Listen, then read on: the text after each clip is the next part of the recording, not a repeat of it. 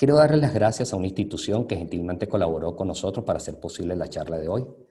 A Sata Sheni, particularmente al señor Roby Croitoresco y a nuestra querida Anabela Jarablovsky, con quien hace ratito estuvimos hablando. Gracias a ellos y a todo el equipo de esta ONG. Ahora sí, sin más preámbulos, quiero presentar a nuestro ponente de esta noche allá en Israel. En su Twitter se define como especialista en Medio Oriente, periodista, capacitador en la lucha contra el terrorismo islámico, guía de turismo y fanático culé. De eso hablaremos luego, eso es otro tema para otra charla, Gabriel. Es co-creador y es actual director de la ONG Asad Hashmi, la cara de la verdad, cuyo eslogan es para los que aman Israel, para los que aman la verdad, y que fue fundada ya hace 10 años. Están de aniversario, se crearon en el año 2010. Ha participado dictando charlas y ponencias en universidades, en academias de formación de cuadros políticos y de seguridad y de centros comunitarios. Ha escrito un amplio número de artículos y es autor del libro 300 preguntas en 300 palabras, un maravilloso manuscrito dividido en 5 secciones, el cual tuve chance de repasar un poquito esta semana, y él dividió en 5 capítulos: presente imperfecto, pasado explicativo, modernidad fluctuante, intifada y descalabro, y la última que tituló A modo de cierre. En este libro, Gabriel responde a las dudas acerca del conflicto israelí-palestino. Muchos de ustedes ya han tenido la oportunidad de oírlo en charlas virtuales y presenciales, y bueno, y esta tarde, Conexión Hebraica, nos llenamos todo de emoción al poder presentar a Gabriel Ventasgal con su ponencia titulada Aire de Paz para Medio Oriente. Muchas gracias, Gabriel. El micrófono está abierto para que, ¿ok? Ya sabemos que te oímos y las pantallas son todas tuyas para que todos puedan disfrutarte. Un abrazo. Muchísimas gracias, muchísimas gracias. Es muy probable que con todos ustedes o con buena parte de ustedes nos conozcamos de las múltiples visitas a Venezuela. Me imagino que ahora cada uno está guardado en su casa y deben extrañar, al igual que yo, por ejemplo, el comer sushi en el patio de comidas de Hebraica. O encontrarse en el medio de Hebraica con el brasilero que arregla todo en esa comunidad, o dar clases en el Moral y Luces. De todas formas, si hay de todas las comunidades que tengo el gusto de encontrarme alguien que me hace sentir especialmente en casa, tanto es así que ya no iba a hoteles cuando iba a Venezuela, sino que mi hotel era la casa de Anabela y de Oscar. Así que bueno, muchas gracias por recibirme, y voy a dividir este encuentro en 3 partes. El primero, voy a empezar con algo ideológico mío, para prepararlos a que tengan en cuenta que tengo esa influencia ideológica. Lo segundo, voy a explicar quiénes son los jugadores macro del Medio Oriente actual. Y lo tercero es algo más circunstancial, o sea, qué nos ha llevado a la actual situación. Y voy a empezar con la parte más corta, y es una parte para prepararlos que tengan en cuenta que pienso así.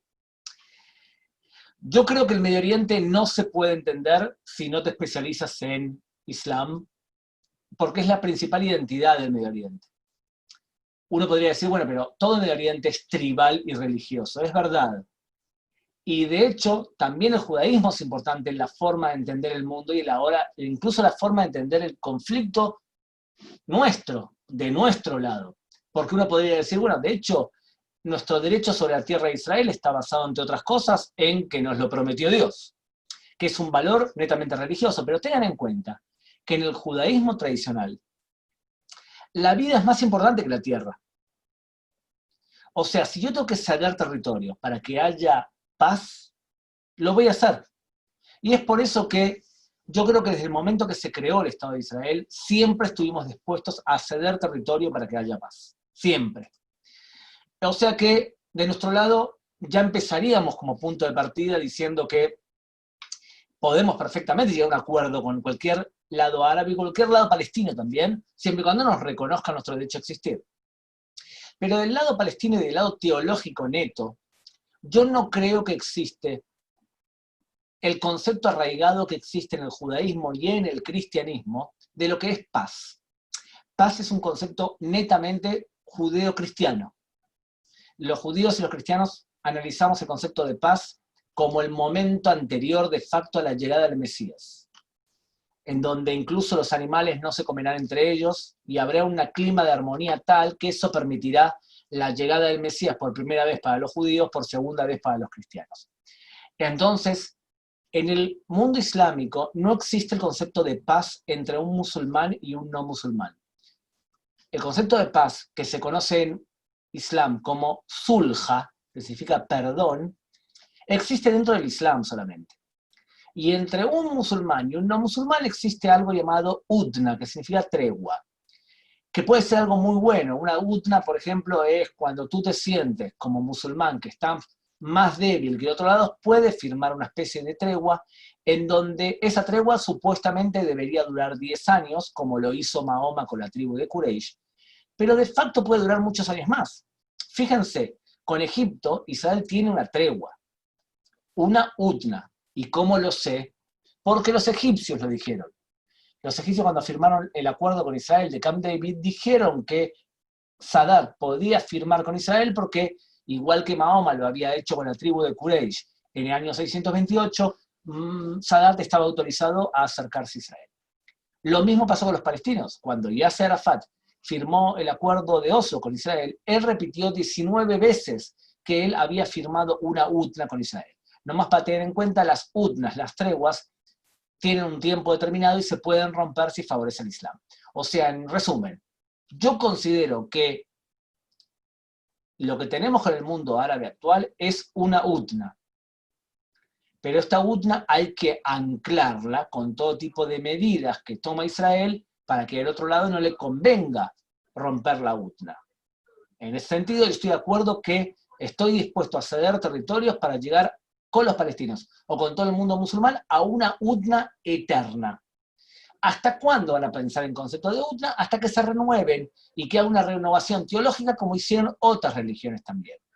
Entonces, dicho esto, es un punto de vista escéptico. O sea, yo no creo que en el Medio Oriente vamos a terminar todos cantando la canción de la amistad, abrazados y cantando Kumbaya, como soñamos nuestros profetas de una armonía total. Sino que vamos a tener algo parecido, que también está muy bueno. Lo que tenemos con Egipto hoy es una UTNA. El nivel de antisemitismo en Egipto, según la encuesta que hizo la Liga Antidifamación, llegaba al 98%. Hace unos años, cuando se hizo esa encuesta. Y sin embargo tenemos un acuerdo con ellos. Y lo intentamos anclar a través de ayudarlos militarmente a que se mantengan en el poder, a través de venderle gas a precios más baratos, todo tipo de anclas para que haya eso. O sea que, dicho todo eso, ustedes pueden entender que no les voy a presentar una visión, vamos a llamarla Shimon perecística del Medio Oriente, en donde explico cómo se empieza ahora un nuevo Medio Oriente y una época de armonía en donde vamos a llegar a un momento parecido a lo que llegó la Unión Europea. No creo que sea así, ni mucho menos. Igual la situación es muy buena. Igual la situación es muy buena y yo tengo mucha esperanza, tanto en la situación actual como en lo que puede venir. Terminé la primera parte. Importante tener en cuenta, yo tengo una visión escéptica sobre el concepto de paz si lo comparamos como lo entendemos los judíos y los cristianos. Y sí creo en la UTNA eterna. Y creo que lo que acabamos de firmar con Emiratos Árabes Unidos es una muy buena UTNA. Bien, eso tiene un montón de ventajas para nosotros. Hanna pregunta ahora, ¿y por qué cuál es el gancho? ¿Qué le conviene a Egipto tener una UTNA? Bueno, entre otras cosas, Israel protege a Egipto para que Ansar Beit al-Maqdes, que es ISIS, en el Sinai, no se le vuelva en contra. Egipto, gracias a Israel, se ha acercado al bloque occidental y a Estados Unidos. Egipto, gracias al acuerdo de paz con Israel, recibe 2.200 millones de dólares por año. Egipto, gracias al acuerdo de paz, ha mejorado su turismo, que no tenía turismo porque el Sinai estaba en manos de Israel. Egipto, gracias a la UTNA con Israel, recibe gas. Son un montón de componentes que hace que evidentemente a Egipto le conviene estar con Israel en buenas condiciones. O sea que nosotros podemos ceder, pero tengan en cuenta de que no es como nos pintaban aquellos que tienen una visión quizás menos escéptica que la mía en Medio Oriente. Dicho todo esto, voy a dividir ahora el Medio Oriente en 4 grupos que tenemos que tener en cuenta. El primer grupo, el que crea hoy más inestabilidad en Medio Oriente, hoy, 2020, es el bloque chiita. Los musulmanes, que son 1.600 millones de musulmanes, se dividen, 85% son sunitas, 15% son chiitas. ¿Cuál es la diferencia? Unos creen que el Islam debe ser gobernado por la sangre de Mahoma, y se llaman chiitas, y los sunitas que creen que Mahoma es el líder, pero también hay que tener en cuenta los 4 califas que siguieron después de Mahoma, que pertenecían a la tribu de Quraysh, igual que Mahoma, y ellos son los tradicionalistas, o en árabe, Sunna, o sea, los sunitas. En otras palabras, se dividen a ver quién tiene que gobernar, pero los textos de ley de cada uno de ellos son bastante diferentes, a tal punto que los sunitas dicen que los chiitas ni siquiera son musulmanes. O sea, uno dice que el otro no es musulmán. Ellos se vienen peleando desde el año 661 o 680, según la fecha que les guste más. Y han tenido épocas de peleas arriba y abajo, y hoy está en una época de pelea muy grande, porque el principal país chiita, que es Irán, domina de hecho toda una media luna que es chiita. Y la media luna es así. Irán es dominada por los chiitas, por supuesto, que es la religión mayoritaria. Más del 90% son musulmanes chiitas. Pero Irak, que es un país heterogéneo desde el punto de vista étnico y religioso, tiene una mayoría chiita. Y hoy Irán influye de forma directa sobre Irak. Menos de lo que influía hace un año, pero sigue influyendo y gobernando, de hecho. Siria tiene un gobierno que es alawita, que es una tribu que se unió al Islam y fue reconocida como parte del chiismo hace un siglo. Y estos, que son alawitas, tienen un presidente llamado Bashar el-Assad, que tiene muchos lazos con vuestro país también, y para los que son de Venezuela, y de hecho él se mantuvo en el poder durante la guerra civil gracias a la ayuda de Irán y de Hezbollah. Y el cuarto país es Líbano, que tiene un gobierno de facto gobernado por los chiitas, gobernados por Hezbollah, porque tiene el ejército más fuerte de todo el Líbano y tiene semi-autonomía en buena parte del Líbano, especialmente en el sur. O sea, lo que tenemos es una medialuna chiita, en donde aparecen Irán, Irak, Siria y el Líbano. Y además hay islas chiitas en Pakistán y Afganistán, y también en Yemen con los hutíes. Ahora, esta fuerza se ha expandido tanto que hay un temor real que esta fuerza, que es la más poderosa militarmente fuera de Israel, conquiste a otros y derroque a otros gobiernos, como ha hecho en el pasado. Países claramente que están cerca de Irán, por ejemplo Bahrein, que tiene entre 80 y 90% de chiitas, y tiene un gobierno sunita. Bueno, ellos están en peligro real. Emiratos Árabes Unidos también están cerca. Son países que están en peligro de la amenaza iraní. Y como Irán, entre otras cosas, juega a desarrollar armas no convencionales, pone en peligro y atemoriza a todos los que no son chiitas. O sea que el primer participante de este juego son los chiitas. Muy bien, segundo participante de este juego. Todos los grupos radicales islámicos cuyo objetivo es imponer la Sharia, la ley ortodoxa islámica, mañana, a través de la fuerza. Y entonces hablamos de ISIS, Al-Qaeda, Jabhat al-Nusra, que es Al-Qaeda en Siria, Ansar Beit al-Maqdes, que es ISIS en el Sinai, Hamas. Son todos grupos que quieren imponer la Sharia, la ley ortodoxa islámica, mañana. Ellos amenazan a los gobiernos árabes. Amenazan a casi todos, porque quieren derrocarlos. ¿Quién sustenta y quién financia estos grupos? Bueno, antes se financiaban solos, al principio ideológicamente los financiaba Arabia Saudita, en un momento los financiaba Qatar, que es un país que financia grupos sunitas radicales. Y entonces teníamos la segunda amenaza para el Medio Oriente. Hoy en día, Arabia Saudita o Egipto o Jordania se sienten amenazados por estos grupos radicales. Los hermanos musulmanes ponen en peligro al rey de Jordania. Ansar Beit al-Maqdes pone en peligro al presidente de Egipto. Hamas pone en peligro a la autoridad palestina. O sea que ese es el segundo factor, el segundo jugador de este juego. El tercer jugador de este juego son los países radicales sunitas de los hermanos musulmanes. A ver, ¿cuál es la diferencia entre hermanos musulmanes y ISIS? Bueno, ¿vieron que les conté que ISIS quería imponer la Sharia mañana por la fuerza? Los hermanos musulmanes quieren imponer la Sharia, pero por pasos. Primero te ideologizo, te hago da'wah, junto gente que apoye mi ideología, y después cuando me sienta seguro tomo el poder. O sea, es una cuestión táctica. Los hermanos musulmanes tuvieron un presidente incluso en Egipto, Muhammad el-Mursi. Jamás surgió de los hermanos musulmanes. Ahora, hay dos países que son el ejemplo clásico de los hermanos musulmanes. Los hermanos musulmanes es un movimiento sunita, tengan en cuenta. El primer país es Qatar. Y Qatar tiene una televisión que se llama Al Jazeera, que es la más fuerte de todo el Medio Oriente, y encima tiene una base militar que ellos pagaron de su bolsillo, $2.000 millones, para que los estadounidenses tengan soldados ahí y los protejan a ellos. O sea, tiene una televisión muy radical en árabe, en inglés parece la Madre Teresa de Calcuta, pero en árabe es muy radical, ahí habla y tiene un programa de opinión muy influyente, un hombre llamado Yusuf al-Qaradawi, que es el principal orador y jurista de los hermanos musulmanes. Entonces ahí tiene un problema, Qatar es un problema, que de alguna manera juega un juego múltiple, está bien con todo el mundo, pero los países sunitas no radicales lo tienen entre ojo y ojo y muchos de ellos han cortado relaciones con Qatar. Porque encima Qatar utiliza su televisión para criticar a todos los gobiernos árabes no radicales, incluso han promovido golpes de estados, como por ejemplo en Libia. Qatar durante años habló mal de Libia hasta que hubo una revuelta. No es que Qatar y Al Jazeera hayan sido los principales promotores de la guerra civil en el Líbano, pero ayudaron mucho. Incluso hay países que prohíben a Qatar transmitir y que expulsaron a los periodistas de Al Jazeera. En castellano tienen una página de internet que produce películas que parece que son súper humanistas y progres, se llama AJ+.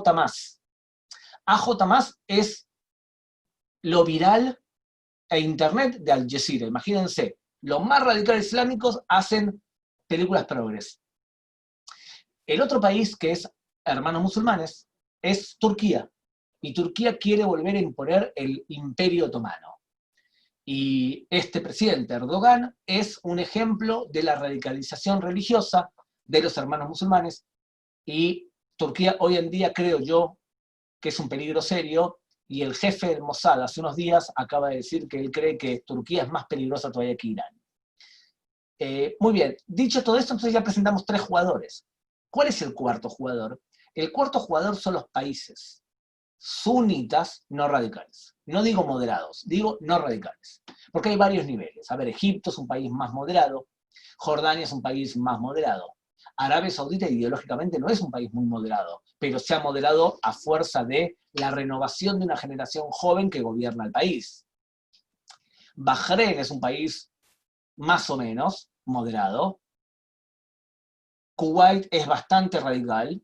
Y Emiratos Árabes es lo más realpolitik de todos, porque son 7 emiratos, que el más fuerte es Abu Dhabi, y que coordinan venta de petróleo y gas y que tienen 1 millón de habitantes, aunque oficialmente aparecen 7, porque los 6 restantes son trabajadores extranjeros. Y lo que quieren ellos es hacer negocios. O sea que es el más realpolitik de todo, pero es de alguna forma una especie de satélite de Arabia Saudita. Dicho todo esto, los países moderados o no radicales sunitas tienen varias cosas en común con Israel. Lo primero, todos tienen miedo de los radicales islámicos, ya sea Al-Qaeda, ya sea ISIS o ya sea Hamas. Todos además tienen miedo de Irán. Y el que tiene que la fuerza militar para poder azotar y ponerle límites a Irán es justamente el ejército más fuerte de toda la región, que es el ejército de Israel. Y tercero, y esto es muy importante para ustedes quizás más que para otros países, no es lo mismo tener un petróleo a $150 el barril, como tenía el expresidente de vuestro país, que tener la situación actual. Y ustedes lo saben mejor que nadie, porque cuando un país tenía petróleo, como es Venezuela, y podía hacer política exterior en base a dinero del petróleo, podía comprar gobiernos extranjeros, tenía mucha influencia, por ejemplo, Venezuela en lo que pasaba en Brasil, en Argentina. Yo me acuerdo cuando empezamos con Atzá Yení que había habido una bajada de agua, no me acuerdo cómo se llamaba exactamente, y el gobierno de Venezuela pagó la reconstrucción de un barrio entero en Perú. Para eso tienes que tener mucha pasta, mucho dinero, e invertir mucho en política exterior a golpe de talonario. Ahora, cuando Arabia Saudita tenía muchísimo dinero, y todavía lo tiene, podía darse el lujo de tener un estadio de fútbol con un equipo pésimo con sillas de oro. O Qatar puede darse el lujo de sobornar a la mitad de la FIFA para poder organizar un mundial en un país que casi todos los jugadores son extranjeros, pues los compran. Es verdad, tiene un estadio de fútbol que nadie habla de los 5.000, 6.000 trabajadores extranjeros que han muerto construyendo el estadio. Va a ser un mundial especial donde los jugadores van a jugar en temperaturas especiales y los estadios de fútbol van a tener aire acondicionado a lo de los asientos. O sea que eso lo puede ser a golpe de dinero. Ciertos países del Medio Oriente entendieron que la situación del petróleo no va a poder ser mantenida por años. Y ellos miran alrededor y dicen, tenemos que diversificar nuestra economía. De hecho, en temas de, por ejemplo, comercio internacional, Abu Dhabi y los Emiratos han sido pioneros y son muy fuertes. En temas, por ejemplo, de líneas aéreas, los aviones de esa región son realmente muy buenos. El equipo de fútbol, el cual no amo, que me gustaría que sea de segunda división, o sea, el Real, que después no digo la ciudad, tienen en su publicidad Fly Emirates, y realmente es una muy buena línea aérea. Entonces, estos países, algunos de ellos, han entendido la necesidad de diversificar su economía. Y tienen varios problemas también. Parte de estos países son países que económicamente son agrícolas. Y el país más fuerte en agricultura de desierto del mundo es Israel. Otros países no tienen agua, casi todos no tienen agua. Y el país que más desaliniza agua en toda la región y en todo el mundo es Israel. De hecho, nuestras relaciones con Omán se desarrollan en base a darles tecnología para poder desalinizar su agua. Y no tenemos relaciones oficiales siquiera. Y lo tercero es que Israel es una potencia tecnológica.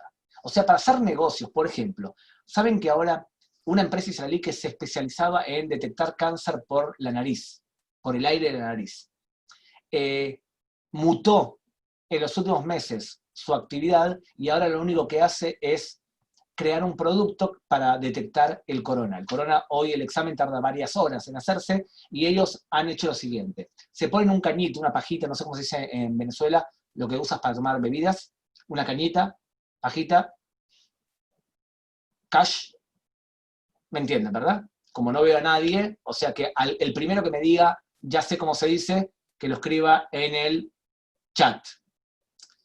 Pajita, cañita, ¿se entendió? Alguien que hable diga así. Ok, sorbete, ahí está, sorbete. Muy bien. Sorbete, ponele. No, ponele no, sorbete. Ok, entonces, Pitillo. eso. ¿Cómo? Pitillo. Pitillo. Uy, en Argentina tú dices pitillo y es probable que se rían en tu cara. Suena muy mal, pitillo, pero no importa.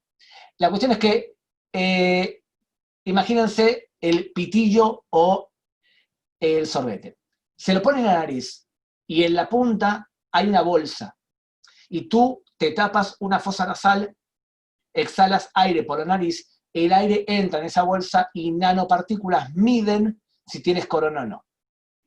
De esta forma, en 30 segundos se puede saber si tienes corona o no. El único problema que hay es que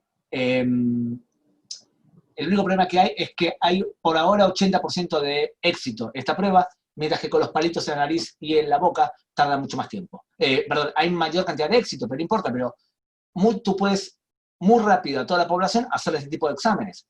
Ahora, esta prueba en Israel tarda tiempo porque hay que hacer todo tipo de permisos.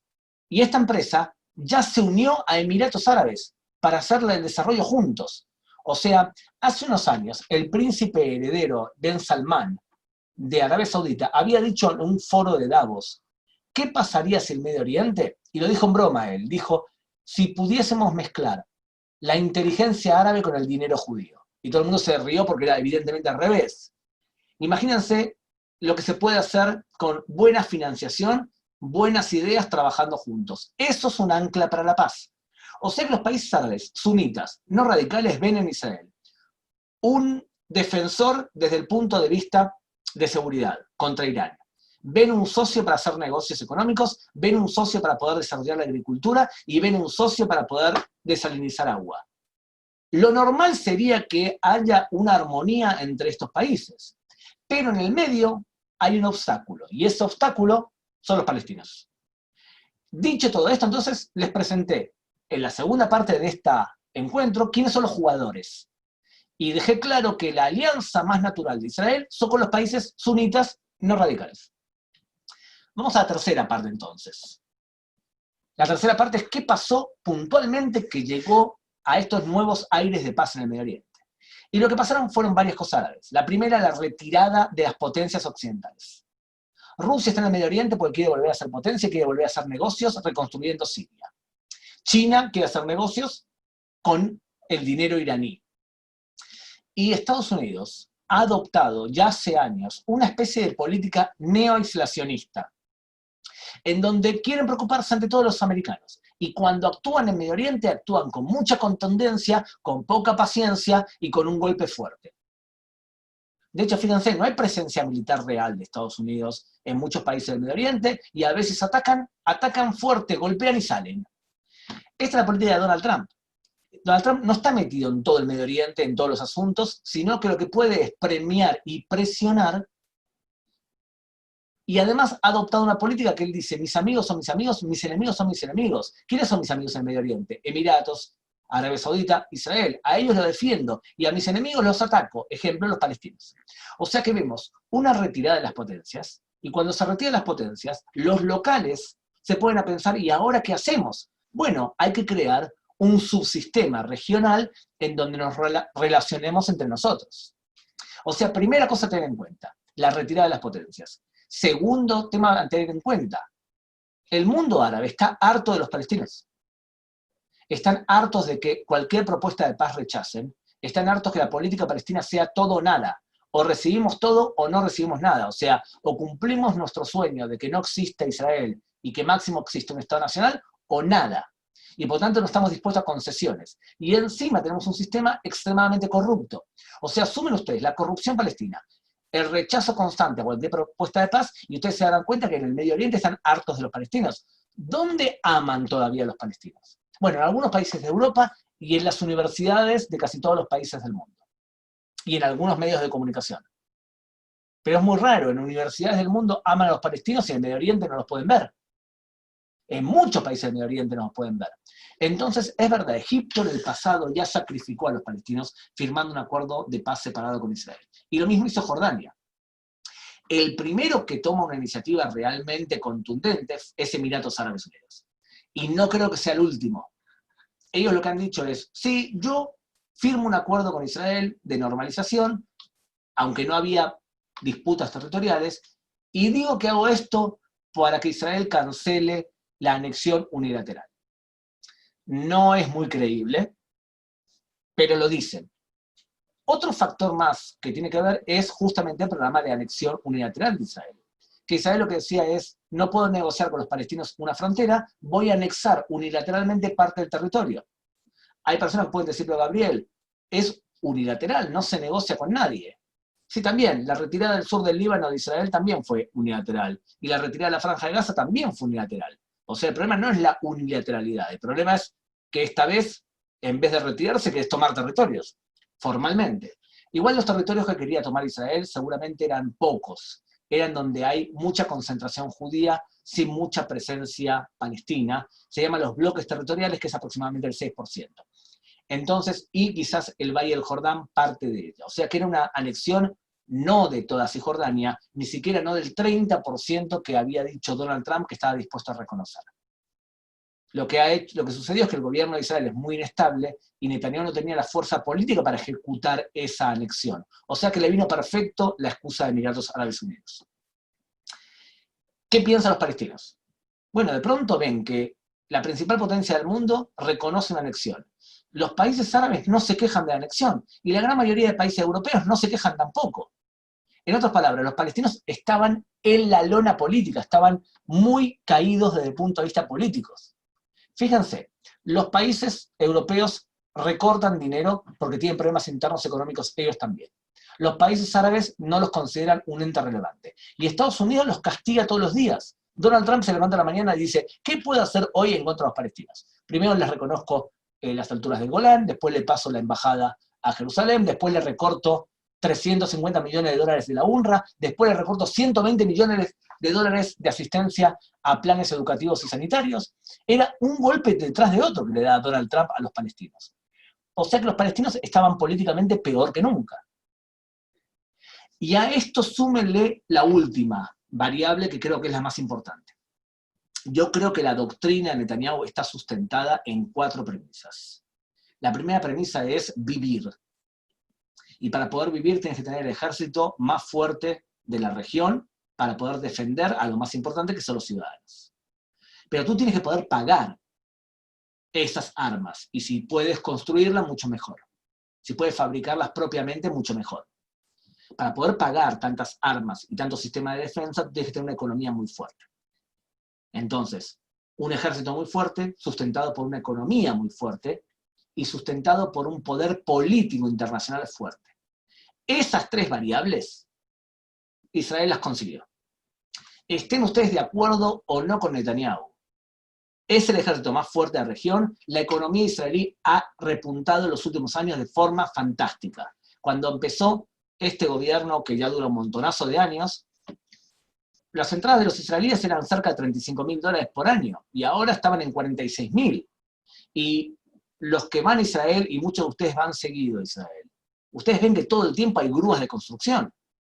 Y unas construcciones en infraestructuras que te dicen claramente que la economía estaba bien antes de la pandemia. Igual durante la pandemia más o menos vamos zafando con un montón de coste social a eso. Pero la economía israelí era fuerte. Y además Israel tenía poder político. Muchos países que se acercan a Israel se acercan bajo la ilusión que a través de Israel van a poder llegar a Washington mejor. Entonces ahí tienes 3 pilares de la fortaleza israelí. Y la 4ª fortaleza sería tener una fortaleza espiritual, ser moralmente un ejemplo, que eso es un tema discutible, por supuesto. Ahora, cuando tú logras tener una fortaleza, en lo que acabo de explicar ahora, evidentemente los países árabes de la región que te ven, ¿qué piensan? ¿Que están frente a un débil o frente a un poderoso? Porque en el Medio Oriente a los débiles se los comen. ¿Quieren un ejemplo? Los kurdos tendrían que tener un estado propio y no lo tienen. Los hasidíes, que los asesinaron. Los cristianos, que los asesinaron y se tuvieron que escapar del Medio Oriente. Y nosotros nos quedamos. ¿Y por qué nos quedamos? ¿Porque somos débiles o fuertes? Evidentemente, cuando tú eres fuerte, en el Medio Oriente te respetan. Por eso a Donald Trump lo respetan mucho más en el Medio Oriente que a Barack Obama. Porque Donald Trump transmite cierto nivel de locura y fortaleza que los países árabes respetan. Evidentemente, es mucho más fácil para un gobierno que transmite dureza llegar a acuerdos con los países del Medio Oriente que lo ven como una fortaleza a ese país hebreo que está enfrente. No quiero decir con eso que solamente la derecha en Israel sabe hacer la paz, porque no es real. Pero sí quiero decir que en líneas generales decimos los israelíes que es mucho más fácil para un derechista hacer un acuerdo de paz, porque siempre va a contar con el apoyo de la izquierda, y es mucho más fácil para una persona de izquierda hacer la guerra, porque siempre va a contar con el apoyo de las fuerzas que quieren mano dura. Entonces, dicho todo esto, lo que ha pasado es una retirada de los países occidentales y los países potencias del Medio Oriente. Una fortaleza israelí en aumento, un cansancio de los palestinos y en el medio el plan de anexión unilateral.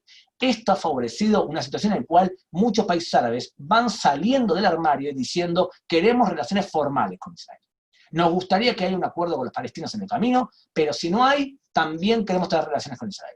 Y es por eso que probablemente Emiratos sea el primero, después venga quizás Bahrein, Omán, Sudán, que es otro tema diferente, y que el último en firmar algún tipo de acuerdo sea entonces Arabia Saudita. Yo no creo que sea el último país, Emiratos Árabes, que se acerque a Israel. Israel lo que ha tenido bien estos años es paciencia, y ha tenido la paciencia para esperar que los árabes estén listos para poder dar el paso para firmar la última.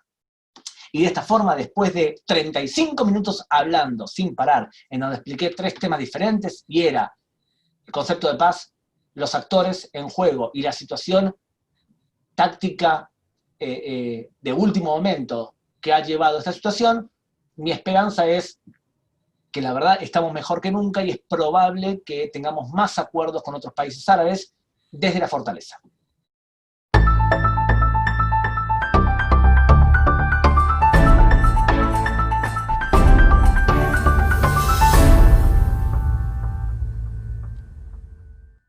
הצד השני, contenidos para ti, organización de diplomacia pública, con la esencia del pueblo israelí. Somos un espejo de amor a Israel, construyendo puentes de amistad. Y es que por Sion no callaré, la cara de la verdad